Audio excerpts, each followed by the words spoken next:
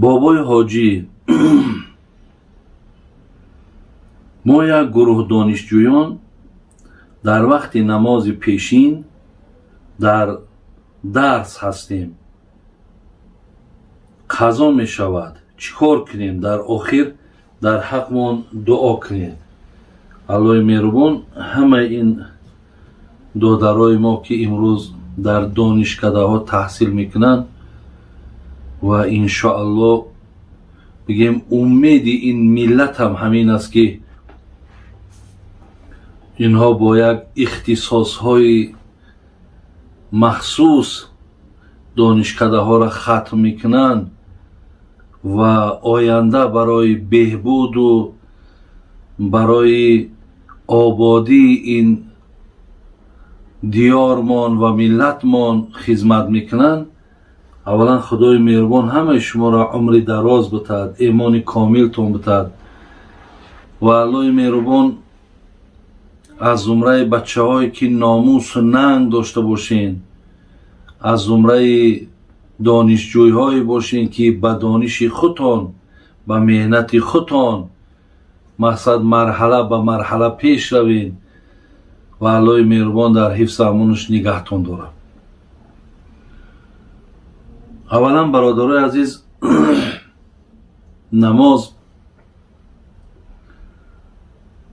شما همان یک برنامه مسلم پرو هست، همون را از داخل اینترنت بیابین برادرای عزیز.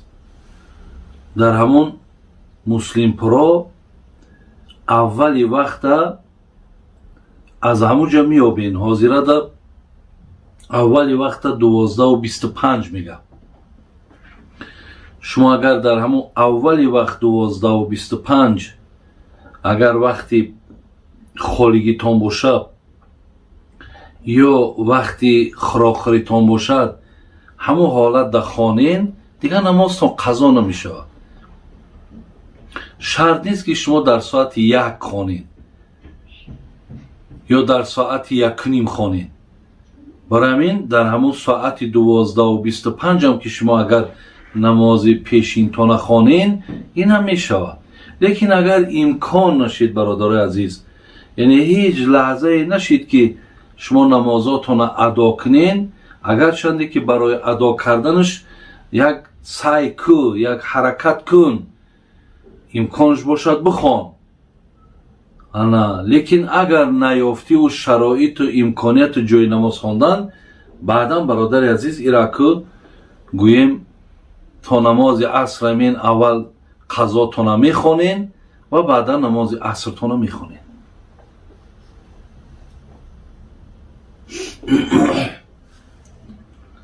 آیا نماز قضایی را در مسجد خوانی می شود؟ بهترش در مسجد نماز قضا نخوانید و اگر خواندینم در مسجد در یک گوشه کش یک کس هم پرسه که چی نماز میخوانی، نگو نماز قضایی ما میخوانم، زیرا که در کتاب ها میگن یعنی گناه خود در چشم مردم نشان دادن ای.